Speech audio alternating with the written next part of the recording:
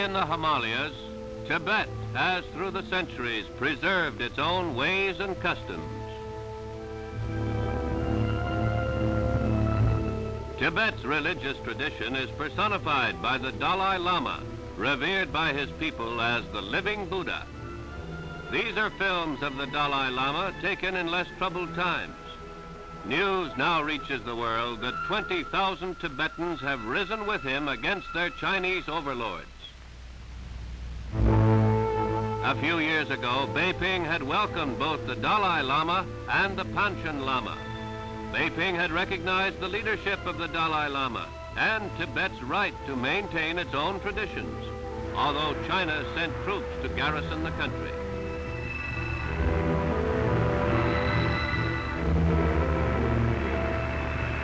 These films, made in 1956, show the Dalai Lama and Panchen Lama on a visit to India. Reports today are that the Beiping government has deposed the Dalai Lama and set the Panchen Lama in his place. The revolt continues. India's erstwhile visitors are today dramatic figures in a troubled land.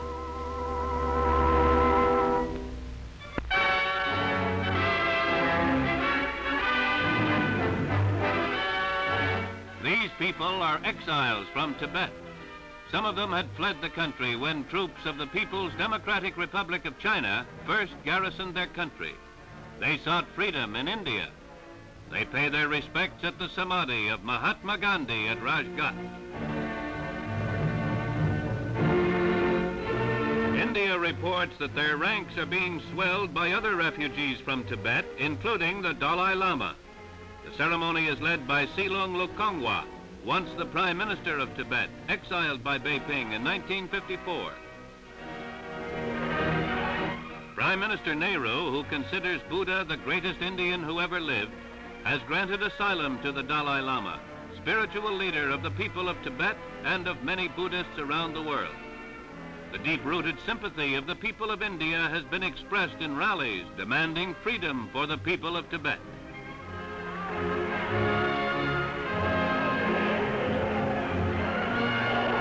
They accuse Beiping of disregard for human rights, and they call Tibet Asia's Hungary.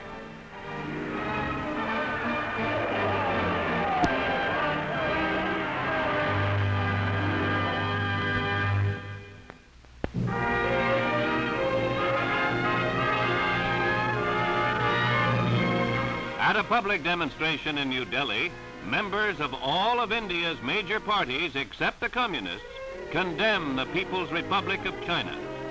One of Mahatma Gandhi's disciples, J.B. Kripalan, is among the speakers at the huge rally. The people of India demand freedom for the people of Tibet.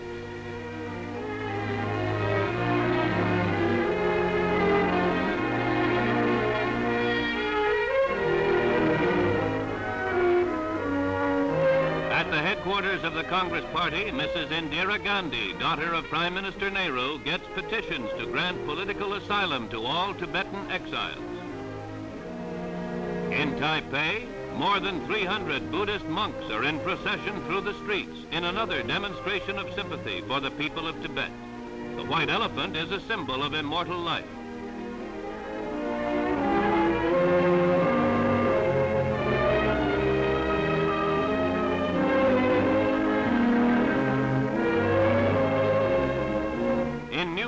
The monks lead prayers for all Tibetans who lost their lives and for those who are still fighting for freedom.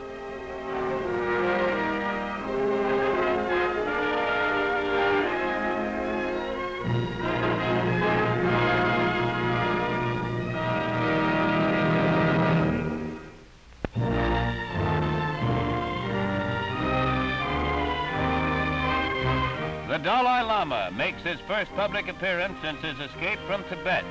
In Tezpur, a tea-growing center of northeastern India, he is greeted by reverent crowds.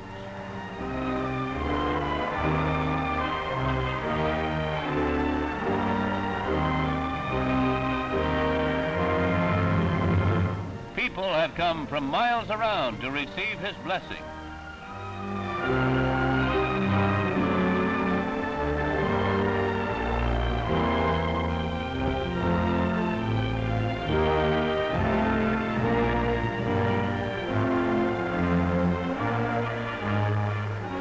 Dalai Lama acknowledges the welcome of the mayor and of the people of Tezpur.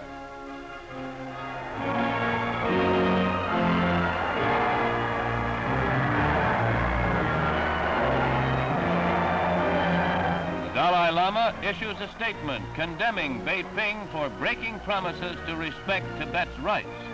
Then he departs for his new residence at Mussoorie, the Indian resort.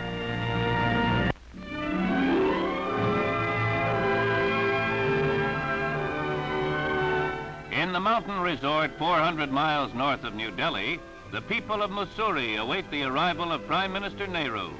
Their small town has become a center of world attention. It is here that the Dalai Lama of Tibet is living in exile.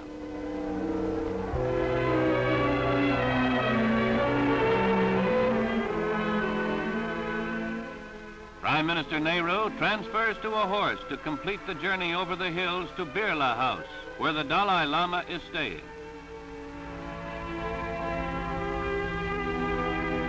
Here, the temporal leader of India meets the spiritual leader of Tibet for the first time since the Dalai Lama reached refuge in India. They greet one another with the traditional exchange of scarves.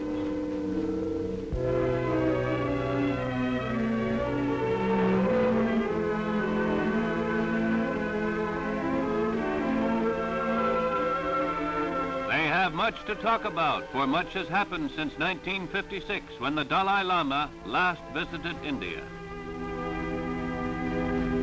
Prime Minister Nehru reports that the Dalai Lama told him of the growing resentment of the people of Tibet, of poor living conditions, and of the feeling that even the religion of Buddha was being endangered.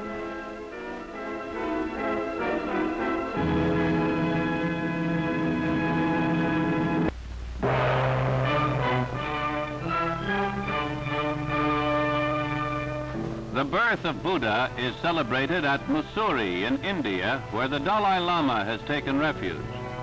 After a month of rest and reflection on the recent events in Tibet, the Dalai Lama leads a prayer meeting, the first since he fled Lhasa.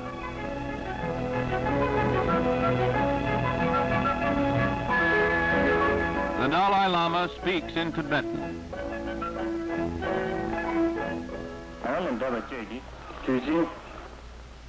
He speaks of the recent misfortune of the Tibetan people, of the suffering of those who practice the Buddhist faith, and expresses sorrow for the great number of true followers who are enduring great hardships.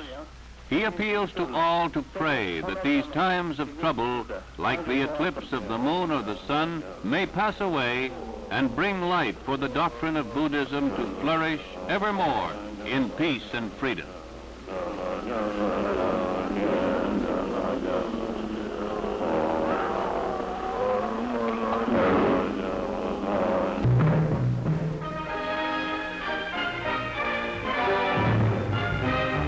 The Dalai Lama holds a press conference at his place of exile in northern India.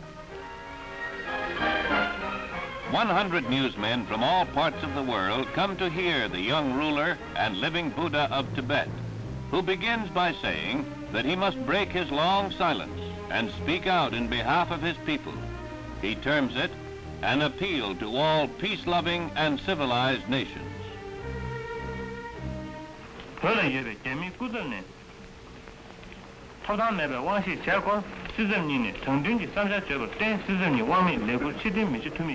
Speaking in Tibetan, which is later translated for the newsmen, the Dalai Lama charges that the Tibetan people are being exterminated, that their culture and religion are being stamped out. He reviews the history of Tibet's absorption by the People's Republic of China. He states that the Beiping authorities have broken the pledge they gave to him and to India's Prime Minister Nehru to respect the integrity and dignity of the Tibetan nation.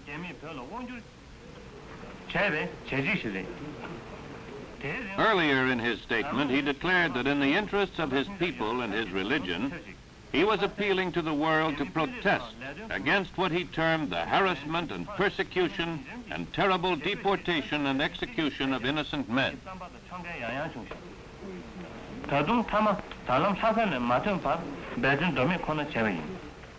After these words, he states that Tibetans feel no hatred for the Chinese people. As believers in Buddhism, Tibetans welcome change and progress, but they will stoutly resist the oppression and plunder now taking place in the name of reform. Tibetans will insist on a return to the freedom they enjoyed prior to 1950. In answer to questions, the Dalai Lama indicates that he may take the Tibetan issue to the United Nations if no peaceful settlement can be reached with the People's Republic of China.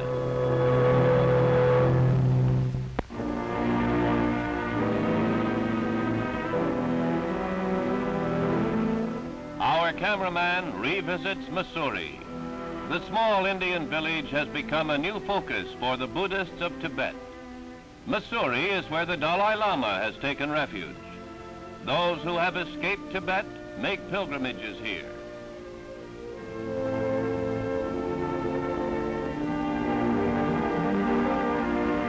Life goes on for the refugees, though their hearts are with their people in Tibet.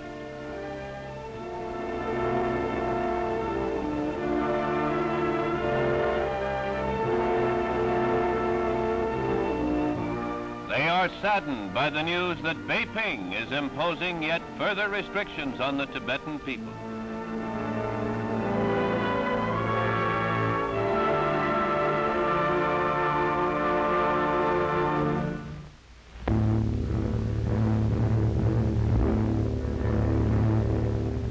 Thousands crowd the railway station in New Delhi to welcome the Dalai Lama, making his first visit to the capital of India since his escape from Tibet. There are shouts of "Long live Tibet's freedom" in one of the most tumultuous receptions in New Delhi's history.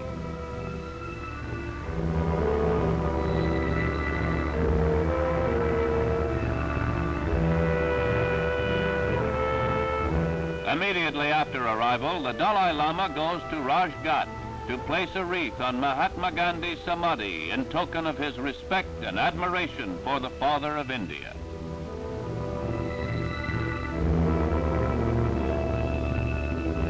At Government House, the 23-year-old Tibetan leader is welcomed by India's President Rajendra Prasad.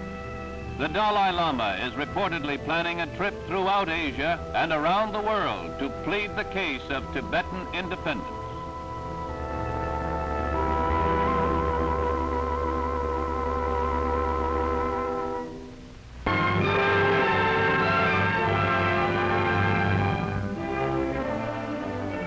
At the residence of Premier Nehru, Mrs. Indira Gandhi welcomes the Dalai Lama, making his first visit here since fleeing Tibet.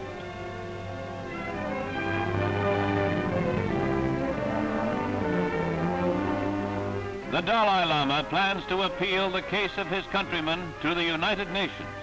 He charges the Chinese People's Republic with inhuman treatment and crimes in the invasion and subjugation of his country.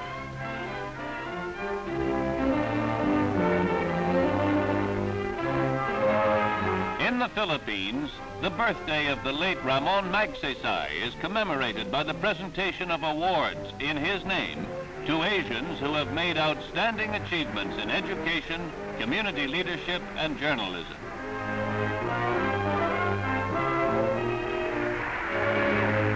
Among this year's winners of Magsaysay Awards are Edward Yon, editor of The Nation, a Burmese newspaper, and Abaya Batachi, editor of the Ceylon Observer.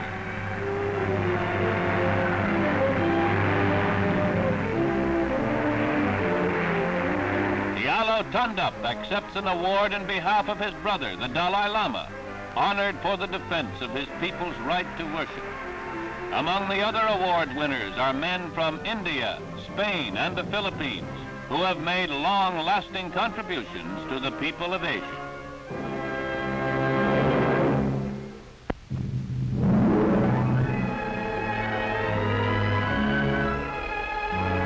Nestled in the hills of northern India, the town of Mussoorie is a center of interest for distinguished jurists from 9 countries of Asia, Africa, and Europe. They have come here to interview the Dalai Lama, who has been living in Mussoorie since his escape from Tibet. The Dalai Lama meets the jurists from India, the Philippines, Ghana, Norway, Ceylon, Burma, Malaya, Thailand, and England. They have formed the Legal Inquiry Committee on Tibet. The committee is collecting documents, statements, and other evidence for a report with particular attention to the question of violation of human rights in Tibet. The Dalai Lama thanks the Commission for its efforts to place before the world the true facts about Tibet and offers what information he has about the case in the hope that justice may be done.